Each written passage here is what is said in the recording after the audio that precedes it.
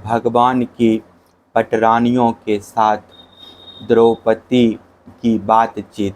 श्री सुखदेव जी कहते हैं, परीक्षित, भगवान श्री कृष्ण ही गोपियों को शिक्षा देने वाले हैं और वही उस शिक्षा के द्वारा प्राप्त होने वाली वस्तु हैं।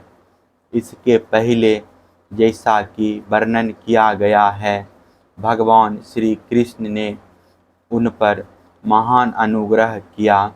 अब उन्होंने धर्मराज युधिष्ठिर तथा अन्य समस्त संबंधियों से कुशल मंगल पूछा।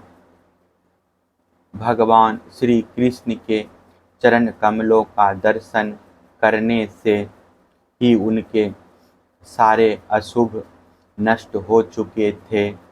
अब जब भगवान श्री कृष्ण ने उनका सत्कार किया, कुशल मंगल पूछा, तब वे अत्यंत आनंदित होकर उनसे कहने लगे, भगवान, बड़े बड़े महापुरुष मन ही मन आपके चरणारविंद का मकरंद रस पान करते रहते हैं। कभी कभी उनके मुख कमल से लीला कथा के रूप में वह रस झलक पड़ता है। प्रभु, वह इतना अद्भुत दिव्य रस है कि कोई भी प्राणी उसको पी ले तो वह जन्म मृत्यु के चक्र में डालने वाली विस्मृति अथवा अविद्या को नष्ट कर देता है। उसी रस को जो लोग अपने कानों के दोनों में भर भर कर जी भर पीते हैं, उनके अमंगल की आशंका ही क्या है।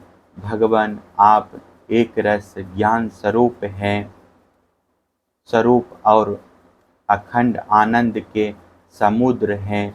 बुद्धि वृत्तियों के कारण होने वाली जागृत, स्वप्न, सुषुप्ति, ये तीनों अवस्थाएं आपके स्वयं प्रकाश स्वरूप तक पहुँच ही नहीं पाती, दूसरे ही नष्ट हो जाती है। आप परमहंसों की एकमात्र गति हैं।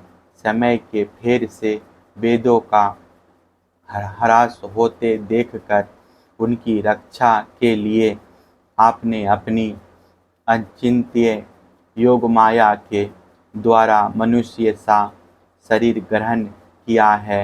हम आपके चरणों में बार बार नमस्कार करते हैं।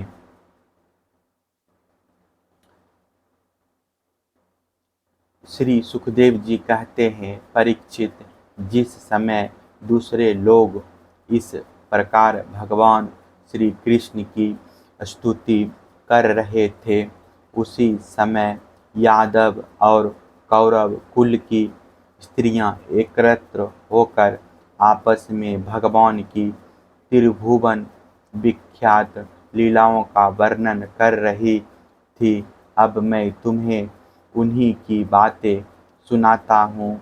द्रौपदी ने कहा, हे रुक्मिणी भद्रे, हे जाम्बती, सत्य है सत्य भाव में कालिंदी, सेव्य लक्ष्मणे, रोहिणी और अनन्य श्री कृष्ण पत्नियों, तुम लोग हमें यह तो बताओ कि स्वयं भगवान श्री कृष्ण ने अपनी माया से लोगों का अनुकरण करते हुए तुम लोगों का किस प्रकार पानी ग्रहण किया।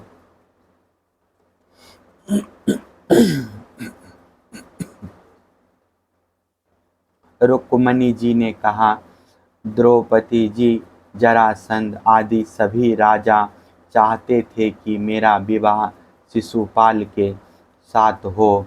इसके लिए सभी सहस्त्र सहस्त्र से सुसज्जित होकर युद्ध के लिए तैयार थे, परंतु भगवान मुझे कैसे मुझे वैसे ही हर लाए जैसे सिंह बकरी और भेड़ों के झुंड में से अपना भाग छीन ले जाए। क्यों ना हो, जगत में जितने भी अजय वीर हैं, उनके मुकुटों पर इन्हीं की चरणाधूल शोभायमान होती है।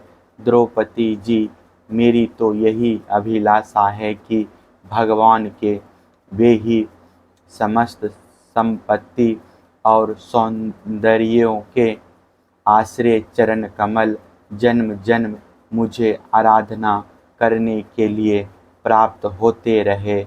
मैं उन्हीं की सेवा में लगी रहूं। सत्यभामा ने कहा,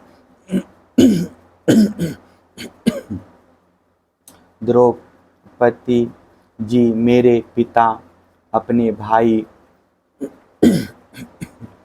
प्रसेन की मृत्यु से बहुत दुखी हो रहे थे, अतः उन्होंने उनके वध का कलंक भगवान पर ही लगाया।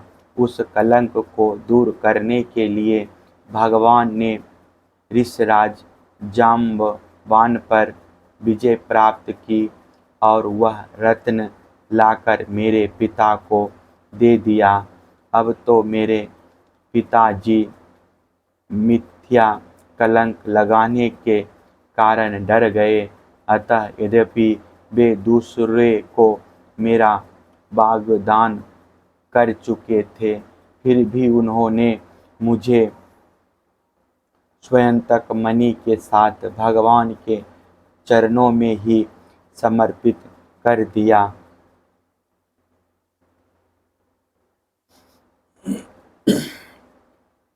जाम्बवती ने कहा, द्रौपदी जी, मेरे पिता ऋक्षराज जाम्बान को इस बात का पता न था कि यही मेरे स्वामी भगवान सीतापति हैं, इसलिए वे इनसे 27 दिन तक लड़ते रहे। परंतु जब परीक्षा पूरी हुई, उन्होंने जान लिया कि ये भगवान राम ही हैं, तब इनके चरण कमल पकड़कर स्वयंतक मणि के साथ उपहार के रूप में मुझे समर्पित कर दिया। मैं यही चाहता हूँ कि जन्म जन्म इन्हीं की दासी बनी रहूं। कालिंदी ने कहा, द्रौपदी जी, जब भगवान को यह मालूम हुआ कि मैं उनके चरणों का स्पर्श करने की आशा अभिलाषा से तपस्या कर रही हूँ, तब वे अपने सखा अर्जुन के साथ यमुना तट पर आए और मुझे स्वीकार कर लिया। मैं उनका घर बुहारने वाली उनकी दासी हूँ।